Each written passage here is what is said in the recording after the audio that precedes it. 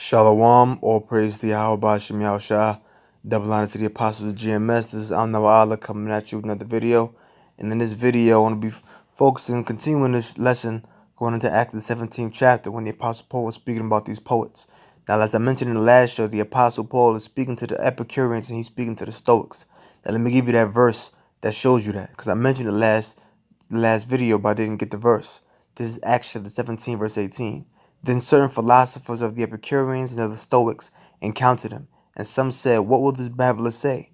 Others some, "He seemeth to be a setter forth of strange gods, because he preacheth unto them Yahushua and the resurrection." So the Apostle Paul was in Athens, Greece, teaching about Yahushua. See right here, Acts 17:16. Now while Paul waited for them at Athens, his spirit was stirred in him when he saw the city wholly given into idolatry, meaning completely given to idolatry. It was idols all over ancient Athens when you go into the history. Therefore disputed he in the synagogue with the Jews and the devout persons, and in the market daily. The word market talking about the agora, the marketplace where people debated philosophy, and in the market daily with them that met with him. Then certain of the philosophers of the Epicureans and the Stoics encountered him. So he was encountered by Epicureans and Stoics, different philosophers. And some said, "What will this babbler say?" Others some, "He seemeth to be a setter forth of strange gods, because he preached unto them Yahushua and the resurrection." I'll get into that in another show, which I already, like I mentioned before, this show, I did this to the spirit of Yahweh Shah years ago. But the show was like 27 parts. Each part was like 15 minutes. So everybody didn't watch it, you know. I'm just basically, going through the spirit of, everything that I remember, you know. Let's go to the word Stoics. Because in the actual show that I did, it was called Cast the Apostle Paul. Myself and other brothers did. It was called The Apostle Paul Casting Down Imaginations. But it was so long, a lot of people wasn't gonna see it. And since the show was so long, I was going all deep into the information. But I'm just gonna get right to the point. This is the word Stoic in the Greek. Strong's G 4770. Stoikos. Stoikos. Stoic. Lexicon. Stoikos. Stoikos. Stoics of the Portico, which means porch, pertaining to the Stoic philosophy, the author of which, Zeno of Citium, taught at Athens. So this is talking about the Stoics here. Now the Apostle Paul is mainly talking to the Stoics at this particular point. And this is the Apostle Paul speaking to them at Mars Hill. See the 22nd verse? It says, I'm talking 19.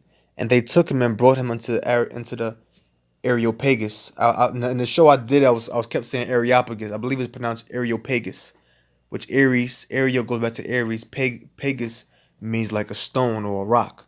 So it's Ares rock or rock of Ares or Mars Hill, because Ares was the Greek god of war, but in Rome they called Ares Mars, who was the god of war.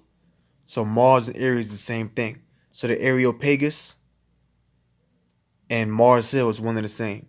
And they took him and brought him unto Areopagus, saying, "May we know what this new doctrine whereof thou speakest is? For thou bringest certain strange things to our ears. We would know therefore what these things mean."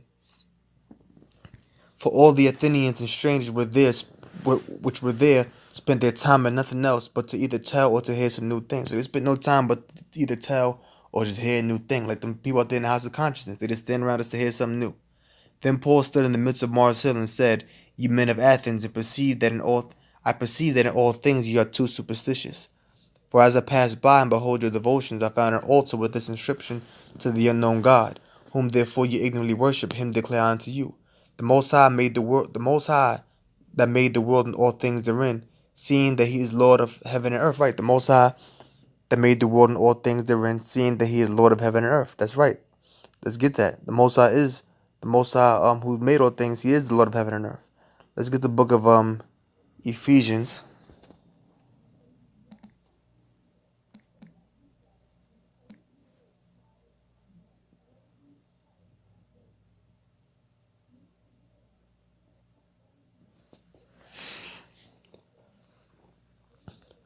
Chapter 3, verse 9. It says, Ephesians 3 and 9. "And to make all men see what is the fellowship of the mystery, which from the beginning of the world hath been hidden in the Most High, who created all things by Yahweh Shah. So the Most High created all things by Yahweh Shah. Everything was created by the Most High. The Most High created all things by Yahweh Shah, meaning the Most High created the blueprint, but he made his son do the work. It was Yahweh Shah and angels, as we already know. But notice it said the Most High who created all things by Yahweh Shah. So it was the Most High who gets the credit, because he created everything. He came up with the blueprint. He just made his son go and do the work. So that credit goes to the Heavenly Father. It says, seeing that he is Lord of heaven and earth, of course he's the Lord of heaven and earth, the ruler of heaven and earth, because he created everything, dwelleth not in temples made with hands. Right, the Most High doesn't dwell in temples made with hands. Look at some scriptures on that.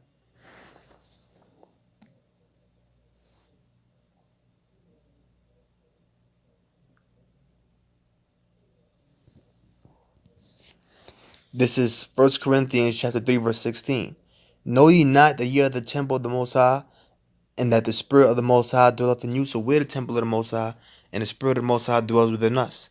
If any man defile the temple of the Most High, him shall the Most High destroy. For the temple of the Most High is holy, which temple ye are. So we're the temple, and the Most High's bodies, so we're the temple, and the Most High's Spirit dwells within us. So being that we're the temple, and the Most High's Spirit dwells within us, let's go right here to verse 24. Acts 17:24, the Most High that made the world and all things therein, seeing that he is Lord of heaven and earth, dwelleth not in temples made with hands. He doesn't dwell in temples made with hands because we are the temple and his Spirit dwells within us. So now we understand that. Let's bring this down here a little bit. It says, neither is worshipped with men's hands, as though he needeth anything, seeing he giveth to all life and breath and all things. So the Most High is not worshipped with men's hands, meaning idols that are made by the hands of men, temples that are made by the hands of men. The Most High is not worshipped by those things. Okay, he's not worshipped by idols, and he's not worshipped by temples. He that worships the Most High, mean what? Scripture tell you what? Worship him in spirit and in truth. Okay? Scripture tell you that. You got to worship in spirit and in truth. I believe that's John the 4th chapter. You got to worship the Most High in spirit and in truth. Okay? I believe that's when he was speaking, when Yahweh Shah, who the world ignorantly called Jesus Christ, was speaking to the Samaritan woman. So it says, neither is worship with men's hands. Now remember, this is the Apostle Paul speaking to the Stoics and to the Epicureans. This right here is in relation to the Stoic philosophy. Now we already went, I'm not going to go back into it, but when you watch the first lesson, you had a Stoic philosopher by the name of Seneca the Younger, who wrote something called Letters to Lucilius, who was a friend of his, a Roman procurator. He dealt with the Roman courts and in civil law, and he was writing to him about Stoicism. And in letter 41, he made mention saying, you don't got to speak into an idol as if your prayers are going to be heard that way. Because God is in you, God is within you, he is near you, he is around you. Okay, he's within you. You don't need to go to an idol or to a temple.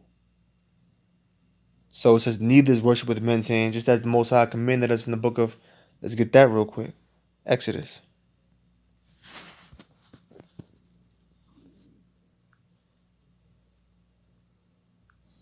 This is Exodus 20:4, one of the Ten Commandments. Thou shalt not make any graven image or any likeness of anything that is in heaven above, or that is in the earth beneath, and that is in the water under the earth. Thou shalt not bow down thyself to them, nor serve them. For I, the Lord, thy power, am a jealous power, visiting the iniquity of the fathers upon the children unto the third and fourth generation of them that hate me. So the Most High didn't command. So the Most High commanded us not to make any graven images or likeness of anything that are above, that is on the earth beneath, that is in water underneath, or to bow down ourselves to them. So the Most High is not worshipped by men's hands, by inanimate objects. Okay. So it says, neither is worship with men's hands, as though he needeth anything. Let's go into a little deeper into that, into the Stoic aspect of it, so we can understand where the Apostle Paul is coming from. Because remember, in the first show, what was mentioned, the Apostle Paul is from Tarsus. Tarsus being the capital of Cilicia, Tarsus was famed for his libraries and for his schools, was said to have rivaled the schools and libraries in Athens and in Alexandria.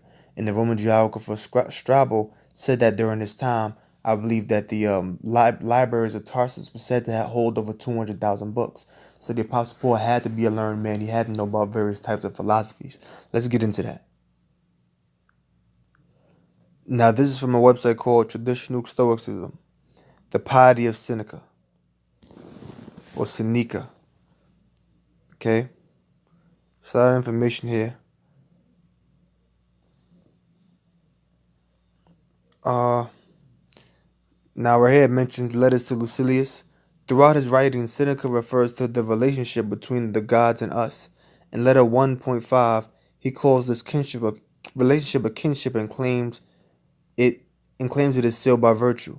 Later in letter 31, titled Our Mind's Godlike Potential, he suggests a committed devotion to philosophy as a way of life raises us above mankind toward our godlike potential.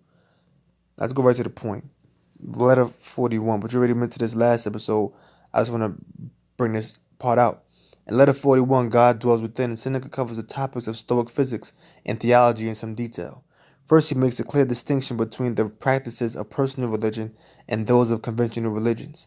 As I discussed in the previous post, Stoicism was never a religion in the conventional sense, with altars, temples, that person spelled the E in altar, with altars, supposed to be an A there, with altars, temples, and priests. Nevertheless, the Stoics were pious and reverential toward God, who they conceived as an eminent meaning like existing everywhere, and creative force that permeates or spreads throughout, that's what permeate means, spreads throughout, and provincially guides the cosmos and humankind. Seneca begins by asserting, we read this last show, but I'm going to read it now just to further go into that, not which with men's hands thing. You need not to raise your hands to heaven. You need not to beg the temple keeper for privileged access, as if a near approach to the cult image would give us a better hearing. Okay. The God is near you, with you, inside you. That's basically the point. See, I mean it, a sacred spirit dwells within us. That's the point. Now, the translation there is a little bit different than the one I read when I actually went to the letter 41 on the www.stoics.com website. But as you can see, it says the same thing.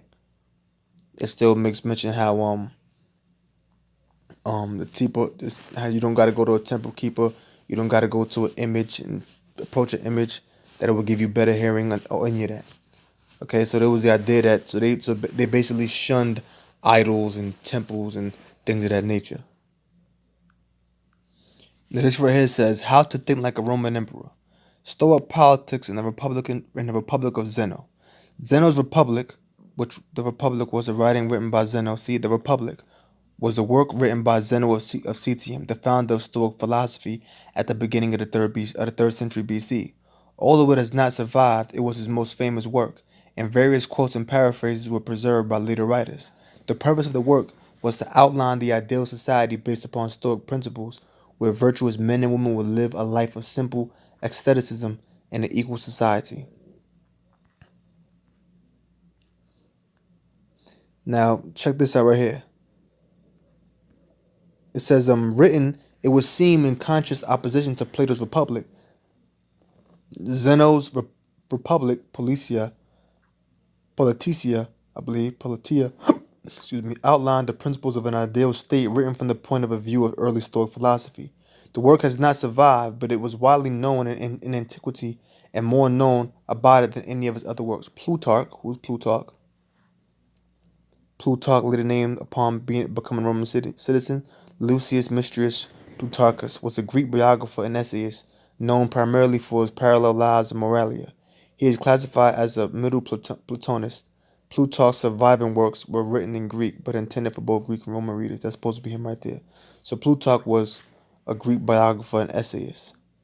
So it says, Plutarch says what?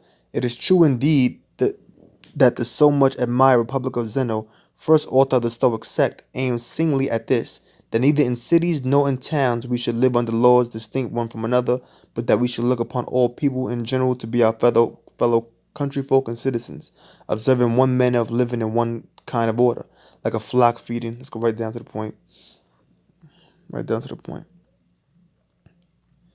Alright, it says, it was not obvious from Plutarch's remarks whether he had to read the work himself. One person who had read it was an otherwise unknown figure known as Cassius the Skeptic, whose polemic written against Zeno's Republic is paraphrased by Diogenes Laertius. So Diogenes Laertius paraphrased this person who was a skeptic of Stoicism, which which Diogenes Laertius was a biographer of the Greek philosophers, as you see right there.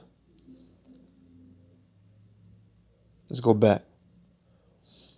So what did he say? What did he paraphrase? Some there are, and among them Cassius the Skeptic and his disciples, who accuse Zeno at length. Their first count is that in the beginning of his Republic, that which was written by Zeno, he pronounced the ordinary education useless. The next is that he applies to all men who are not virtuous the appropriate efforts of foemen, enemies, slaves, and aliens to one another. Parents to children, brothers to brothers, friends to friends. Again, in the Republic, making an invidious contrast, he declares the good alone to be true citizens or friends of or kindred or freemen. And accordingly, in the view of the Stoic parents, and children are enemies, not being wise. Again, it is objected in the Republic he lays down community of wives, and at line 200 prohibits the building of temples, law courts, and gymnasia cities. So he was against the building of temples. Okay, let's go back. All right, we're back. It says, let's go right into it. But Zeno's Republic was one of the earliest works written by the founder of Stoicism. It was well known in the ancient world and seems to have been frequently quoted down to the time of the last famous Stoic Emperor Marcus Aurelius, nearly 500 years later. However, it was probably known in later centuries mainly through quotations in doxographies and commentaries. The work has been long lost, and it is known to us now only through a handful of fragments. For the curious, Malcolm Schofield's The Stoic Idea of the City is a detailed scholarly analysis of the fragments relevant to reconstructing the contents of Zeno's Republic. Photo below of an anarchist symbol at the Areopagus beside the Acropolis, where St. Paul addressed Stoic and Epicurean philosophers who are believed to have had schools located nearby. The Republic was a response to Plato's magnum opus, his great work of the same name. However, having studied in the Botanic Academy under later teachers, Zeno apparently engaged in a fairly serious critique of Plato's philosophy in general and his Republic in particular. We can potentially, let's go down. I don't want to read too much. I just want to get right to the point. Okay, here it is. It says, from the admittedly slender evidence, it appears we can say of Zeno's Republic, it was a highly regarded work down to the time of Plutarch and perhaps even to Marcus Aurelius, and well known at least through excerpts. It said we should ideally look upon all other human beings as our fellow citizens having equal rights, apparently an early reference to Stoic cosmopolitanism. The emphasis is on a community founded on philosophical principles and constituted for the common good rather than that of the elite.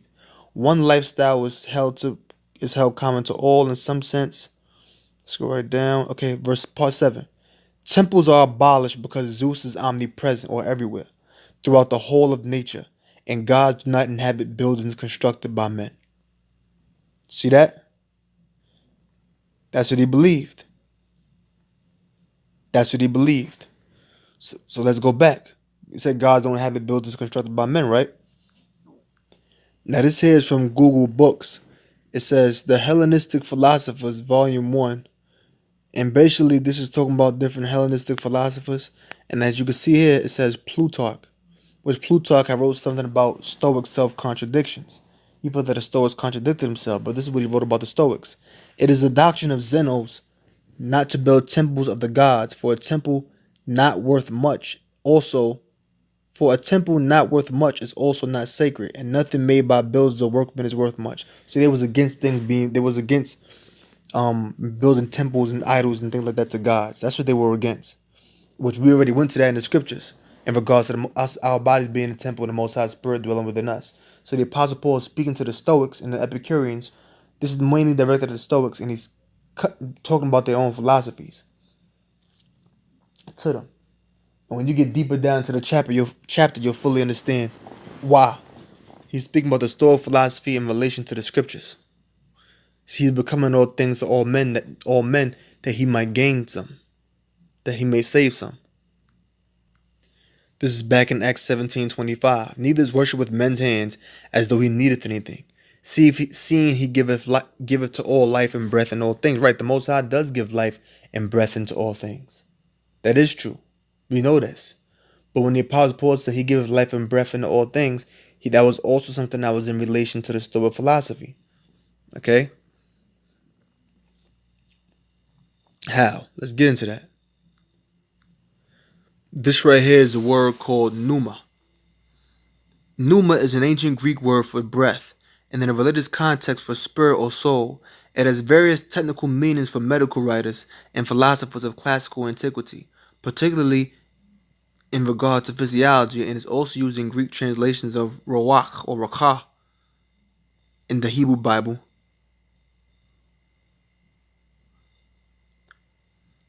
And in the Greek New Testament. In classical philosophy, it is distinguishable from psyche, which originally meant breath of life, but is regularly translated as spirit or most often soul. But how does that relate to Stoicism, you ask? Well, let's go right down to it. Stoic pneuma. In Stoic philosophy, pneuma is the concept of the breath of life. So the Apostle Paul knew about the Stoic philosophies. He knew about it because he grew up in Tarshish. He had to have read different books and knew about different philosophers. So he's saying the Most High. He's saying God gives life and breath into all things.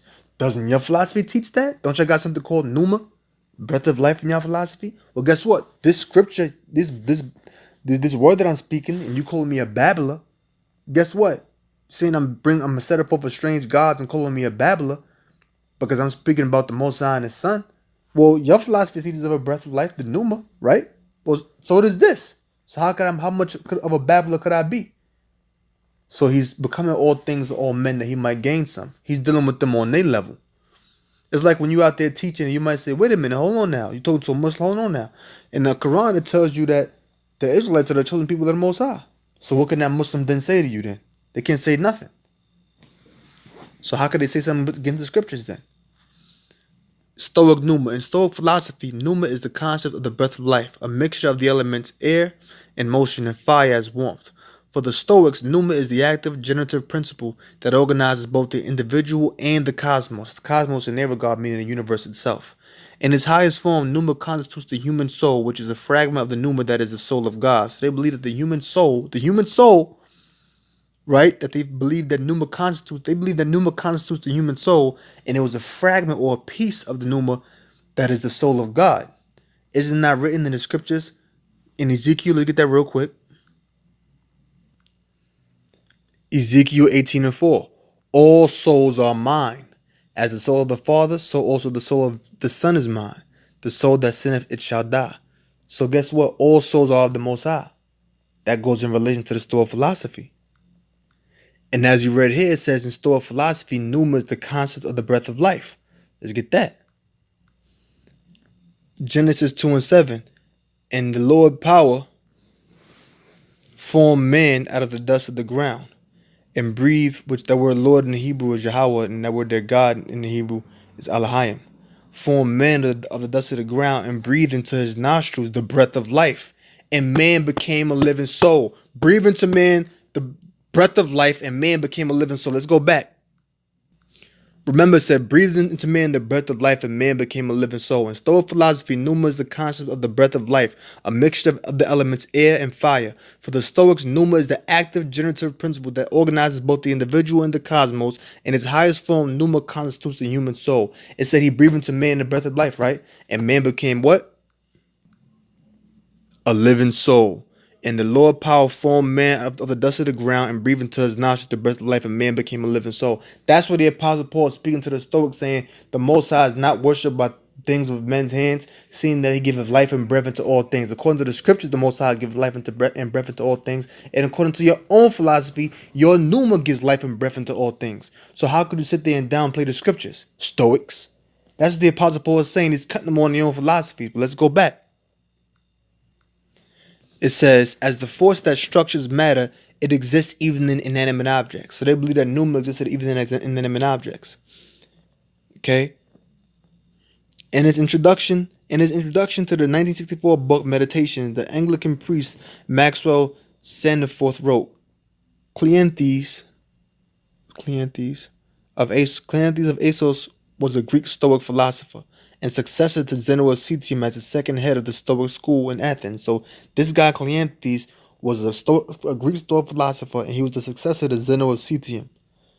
And he was the second head of the Stoic school in Athens. See, he was originally a boxer. He came to Athens where he took up philosophy, listening to Zeno's lectures. Check that out. It's more we can go into. You know, it says he supported himself by working as a water carrier at night. After the death of Zeno in circa 262 BC, he became the head of the school, and a post he held for the next 32 years. Cleanthes successfully preserved and developed Zeno's doctrines. He originated new ideas in Stoic physics and developed Stoicism in accordance to the principles of materialism and pantheism. Let's go back. It says Cleanthes, wishes to give more explicit meaning to Zeno's creative fire, had been the first to hit upon the term pneuma. So Cleanthes, who was originally a boxer, Cleanthes, a Greek Stoic believer, a Greek Stoic philosopher, who was originally a boxer, who started to study under Zeno of Citium, who died circa 262 BC.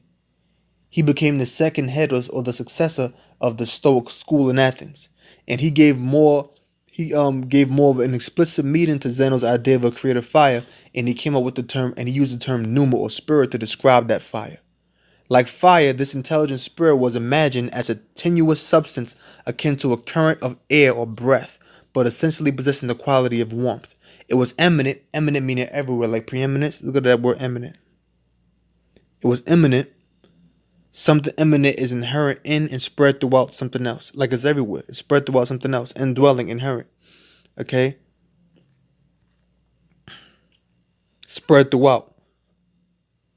Like it was everywhere. Like the phrase preeminence. It was eminent in the universe as God and in man as the soul and life-giving principle. So they called the pneuma, or the spirit, they said it was eminent in the universe, and they called it God. And it was a soul and life-giving principle.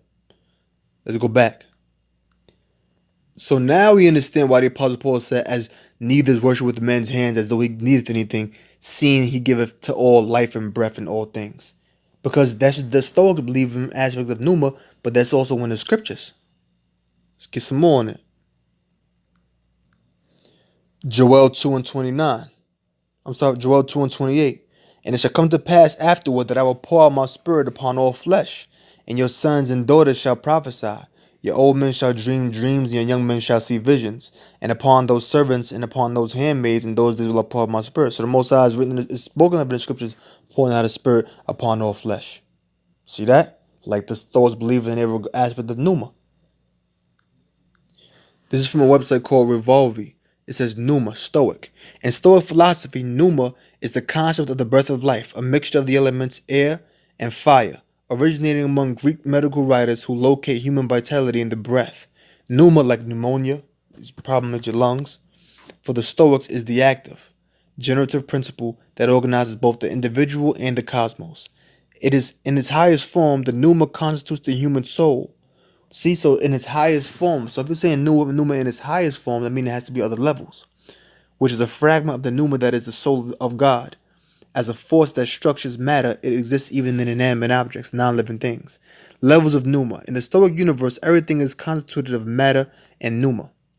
There are 3 grades or kinds of pneuma, depending on their proportion of fire and air. The pneuma or state of tension, tonos. This unifying and shaping pneuma provides stability or cohesion, hexes, to things. It is a force that exists even in objects such as stone, log, or cup. The 4th century Christian philosopher Nemesius attributes the power of pneuma in Stoic thought to its tensile motion, tonus kinesis. That is, the pneuma moves both outwards, producing quantity and quality, and at the same time inwards, providing unity and substance. An individual is defined by the equilibrium or equal balance of its inner pneuma, which holds it together and also separates it from the world around it. Because equilibrium, equal, is something that's equal. Librium, or the Libra, that means like balance, like the so-called Libra scale, like the so-called Libra sign is a scale. So it means equilibrium. Like the movie Equilibrium they had back in the days, like in like 99, 2000, they would take like injections or something like that, or some kind of pills or some kind of serum, and it will like basically like make them have like a balanced nature, because it was basically used to take away the emotions, something along them lines. An individual is defined by the equilibrium of its inner pneuma, which holds it together and also separates it from the world around it. Pneuma as a life force. The vegetative pneuma enables growth, cysis, and distinguishes a thing as alive. Pneuma as a soul. The pneuma in its rarefied and fiery form serves as the animal soul, psyche. It pervades or spreads throughout the organism, governs its movements, and endows it with powers of perception and reproduction. This concept of pneuma is related to Aristotle's theory that the pneuma in sperm conveys the capacity for locomotion and for certain sensory perceptions to the offspring. A fourth grade of pneuma may also be distinguished. This is the rational soul of the mature human being, which grants the power of judgment. So they believe that pneuma came in 4 grades or 4 levels. One, the unifying and shaping pneuma provides stability and cohesion. Cohesion means like togetherness to things. So pneuma created a cohesion to different things. Also, pneuma as a life force, which enables growth and distinguishes a thing as being alive. Also, pneuma as a soul pervades or spreads throughout an organism. It governs its movements and it endows it with powers of perception and reproduction. And the fourth real pneuma is the rational soul, which grants the power of judgment, which would be within human beings. So they're saying that pneuma is in all things, animals and plants and other inanimate objects, but the highest form of pneuma, or the fourth real pneuma, is pneuma that's within a human being, which grants the power of judgment. Because human beings have a greater power of judgment than beasts do. Okay? Let's see.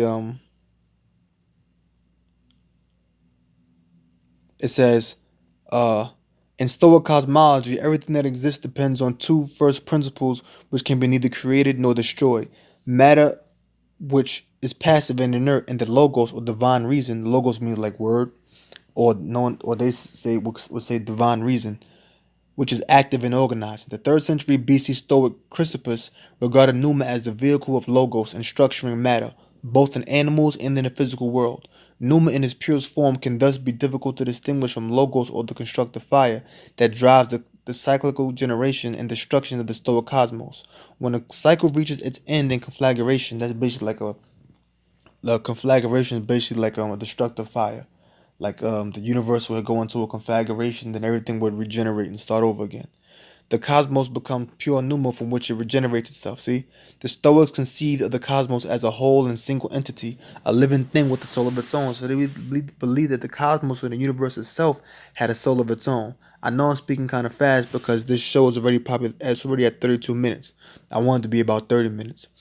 It says, a spherical continuum of matter held together by the orderly power of Zeus through the casualty of the pneuma that pervades it.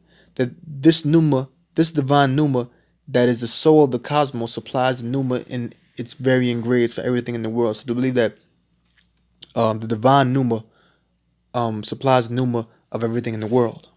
So to believe that basically this pneuma, this spirit that was the cosmos, was in everything. Proverbs 15:3.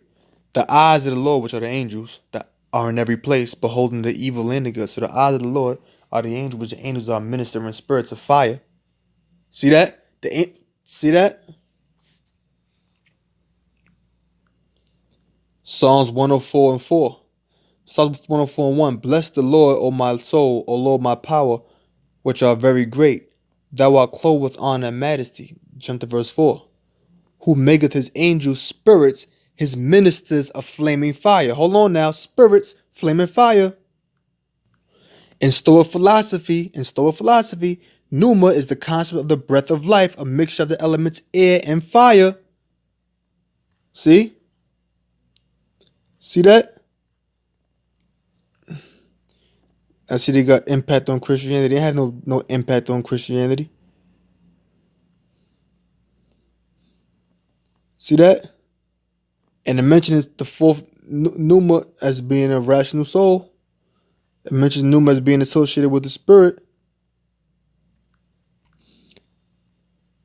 Pneuma is an ancient Greek word for breath and in a religious context for spirit or soul. And it's associated with fire, as we read earlier. It makes its ministers spirits of fire. See how it all relates? Now this says the Stanford Encyclopedia of Philosophy. This is Stoicism. It's a lot of information here, and I'm not gonna go into all of it because it's a lot, and it's gonna make the show go into another direction. But basically, it's going to how like the Stoics were materialists. They believe. Let's read a little bit of that. It says, an examination of Stoic ontology might properly begin with the passage from Plato's Sophist. Plato asks for a mark or indication of what is real or what is being. Let me jump down. It says, the Stoics accept this criterion and add their. Alright, one answer which is mooted is that the capacity to act or be acted upon is a distinctive mark of real existence or that which is. The Stoics accept this criterion and add the writer that only bodies can act or be acted upon. It's a lot of stuff there. It tells you the Stoics are materialists, which materialist is the belief that all things consist of matter, even mental aspects are in consciousness are influenced by material interactions. There's so much information here, which I'm not going to read it all because I'll be here all day, and I'm not trying to make this show 2 hours. So let me get right to the point. Bear me 1 second. I'm gonna read a little bit here. Pneuma by its nature has a simultaneous movement inward and outward, which constitutes its inherent tensibility. Pneuma passes through all other bodies. In its outward motion it gives them the qualities that they have, and in its inward motion makes them unified objects. In this latter respect, pneuma plays something like one of the roles of substantial form in Aristotle, for this too makes the thing of which it is form some this, i.e. an individual. Because pneuma acts, it must be a body, and it appears that the Stoics stress the fact that it's blended with the passive elements is through and through. Okay, I'm gonna jump down. Pneuma comes in gradations, different grades, as we mentioned before, and endows the body which it pervades with different qualities as a result. The pneuma which sustains an inanimate object, a tenor, a literal hold, a hexis, literally a holding. Pneuma in plants, in addition, physique, or physis, literally nature. In animals, pneuma is soul, and in rational animals, pneuma is besides the commanding faculty. So it's different levels of pneuma as we already read. It says that it's responsible for thinking, planning, deciding. The Stoics assign to physique or nature all the purely physiological life functions of a human animal, such as digestion, breathing, growth, etc. Self-moving from place to place is due to soul. Okay, it's a lot of other information here, but let me see. Bear me 1 second. I'm gonna end it right here. This is Jeremiah 23 verse 23. Am I a God? Am I a power at hand, save the Yahweh Shah, and not a power far off? Can any hide himself in secret places that I should not see him? Saves the Lord. Do I not feel heaven and earth? Do I not feel heaven and earth? That's the Most High saying. Does not my spirit feel? I'm a power at hand, and not a power far off. I'm here. I'm amongst you. Do not I feel heaven and earth? Did not the Stoics believe in what? The universal soul? Let's go back. Remember right here, it says in Stoic philosophy, it says right here, it says in its highest form. You go down. It says if I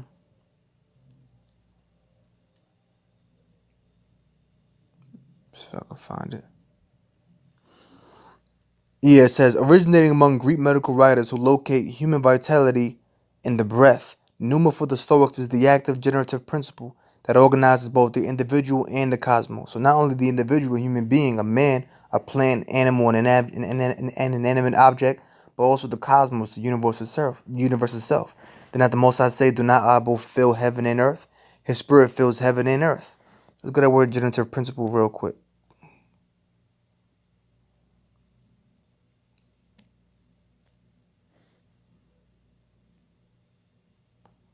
It says generative. Okay. Let's get that word real quick because we read it a couple times.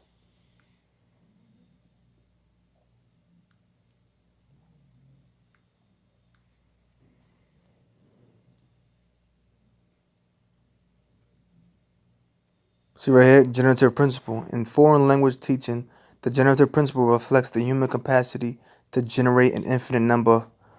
Doesn't really say much there. That's language. But basically, we get the gist of it. All right.